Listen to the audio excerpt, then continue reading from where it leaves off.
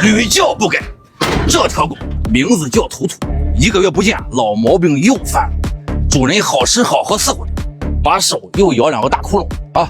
我老贾训他2次了，你让我老贾颜面何在？这是绝对不能宽容的，这是不可饶恕的。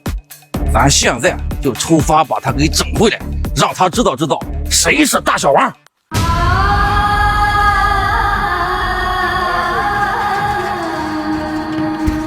下车！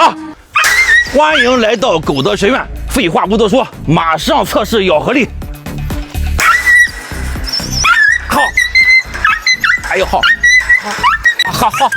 好，哎呦，弟兄们看棍儿，哎呦，我这圆棍干扁过了哈，全是牙印哈。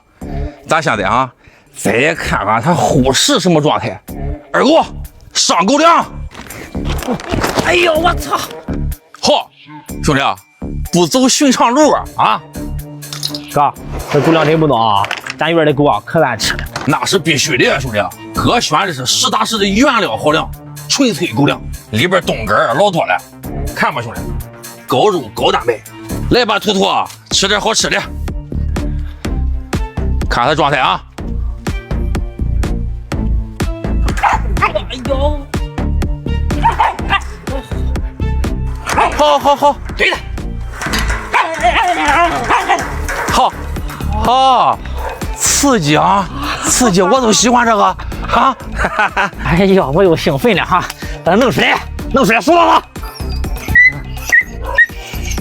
哎呀，呵，哎呀！都这本事啊！啊，来，吃来，再给我鸡肉呀！啊！哎呦，真没人性二哥！哎呦，受不了，生不心受不了！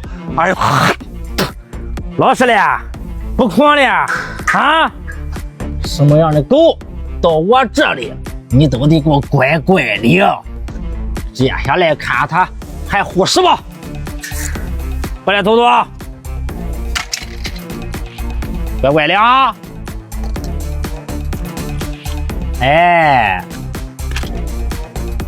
听话了，过来。二哥用手喂，看看哈，我叫效果。哎，这就叫效果。记住，不是狗不行，是你不行，你不会养狗。哎，图图，非得找罪受。我这个生母亲，我是实在受不了啊！你来到狗德学院，我作为院长，对你进行思想教育。你如果思想不进步，二狗总教官就得对你进行魔鬼训练。你能有二狗变态吗？啊，这不找罪受吗？有些人啊，很喜欢养狗，但是真是不懂怎么养狗。养狗就2个字：奖与罚。狗德学院下课。